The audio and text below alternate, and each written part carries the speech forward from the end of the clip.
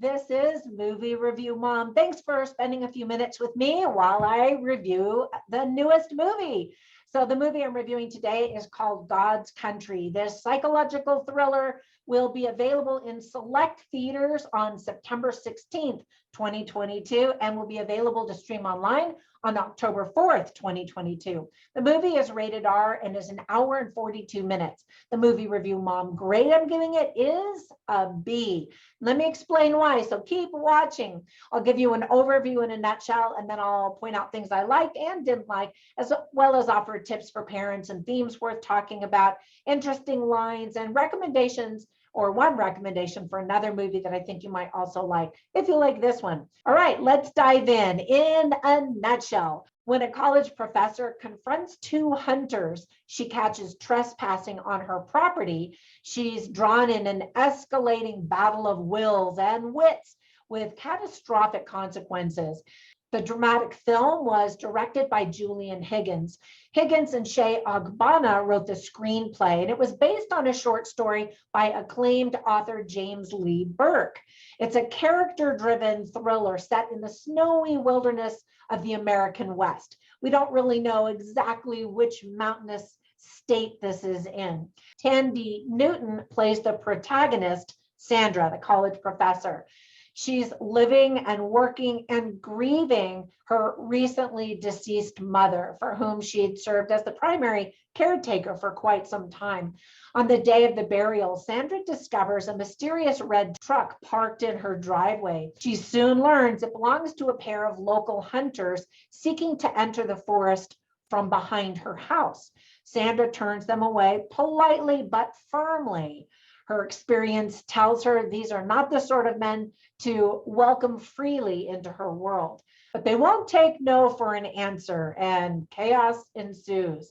The film has already received the Founders Prize at the Traverse City Film Festival.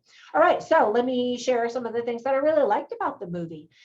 First of all, the movie premiered at the Sundance Film Festival to enthusiastic audiences, specifically giving a lot of buzz to Tandy Newton for her incredible performance.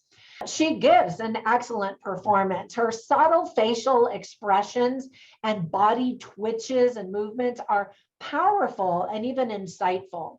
Other cast members include Kai Lennox, Jeremy Bobb, Joris Jarsky, Jefferson White, and Tanaya Beatty. You could definitely call this movie a slow burn. Now, that phrase usually is used as a negative description, but in the case of this movie, it's actually a compliment.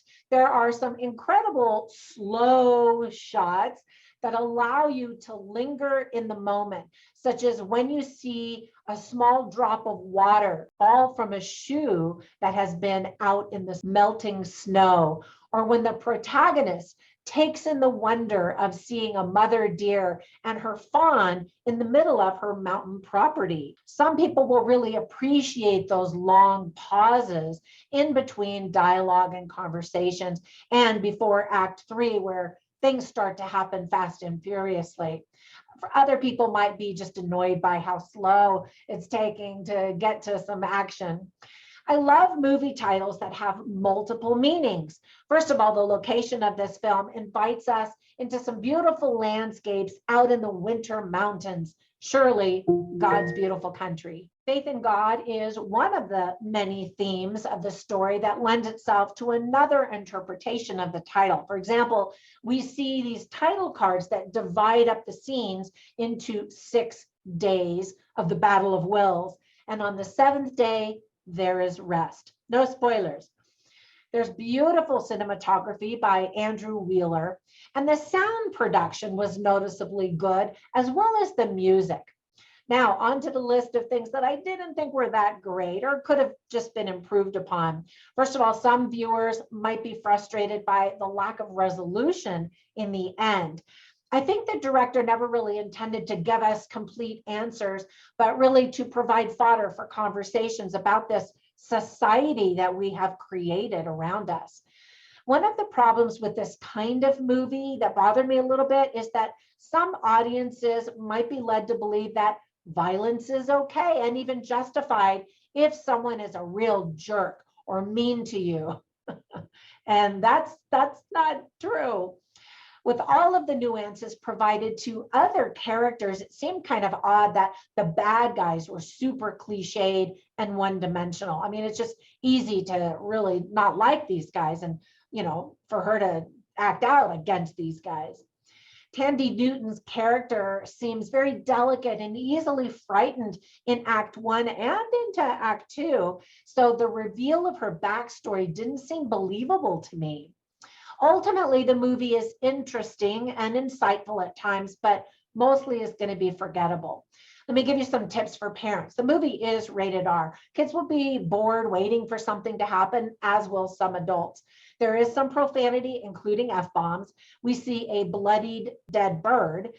There's adult bullying, threatening behavior. Hunters kill some deer and a dog, gun use, and arson. People are put in dangerous situations.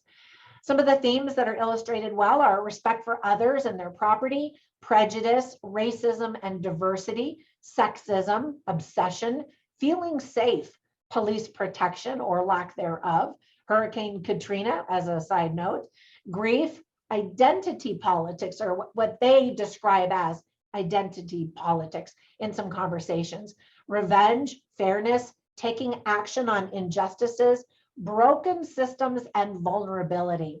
All right, so I always write down funny lines and interesting lines on my written review that you can find at moviereviewmom.com. I'll share a few of them with you right now. I didn't write down any funny lines because this really is a serious drama, but there were some interesting lines that I thought would kind of give you a taste for the dialogue and the content.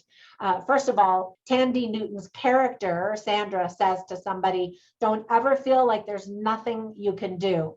And as every other movie out there in theaters and on streaming nowadays, this is a female empowerment movie. And you definitely see that in this movie.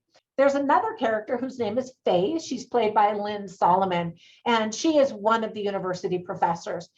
I actually am a university professor, so I'm always curious to see how they're portrayed and what kind of conversations and teaching is going to be demonstrated in the movie. Anyway, they're sitting around with a bunch of faculty and deans and they're talking. And she says, to me, education is about asking questions and challenging yourself. And I thought, I really liked that definition.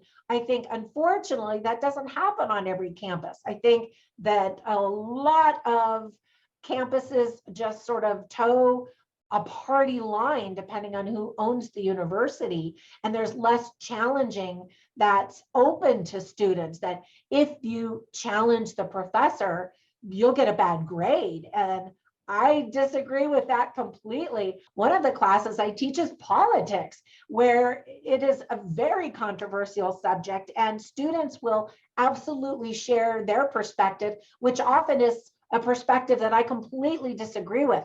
However, as a teacher, my goal is to never reveal my personal perspective.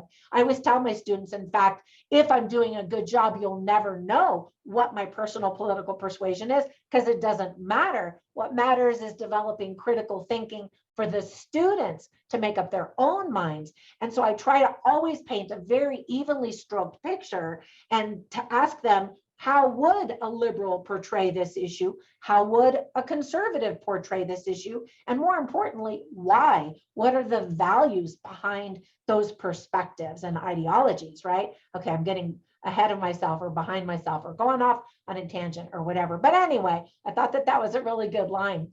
And then Sandra, again, played by Tandy Newton, talking about her mother. And she says, she got used to being unhappy as she's describing her mother and her life. And I just thought, what a sad statement. I hope nobody will ever be able to say that about me. Okay, there are other interesting lines, but you can go over to my website and check those out. Okay, and before we go, let me give you a recommendation for another movie that I instantly thought of. It's different, but sort of similar. It's called The Brave One with Jodie Foster. It's kind of an older movie, but it's that idea of someone who's kind of minding their own business and injustices befall her, this character, this female character, and she has to decide, is she going to just take it, or is she going to fight back, or is she, is she going to leave and remove herself from the situation? Anyway, check that one out. Jodie Foster is fantastic as always. Okay, thank you so much for supporting me by watching my videos and commenting down below and liking and telling all your friends to come and join us over here. I really appreciate your support as I'm trying to grow my channel. Have a fantastic day, and I'll catch you in the next one. Bye for now.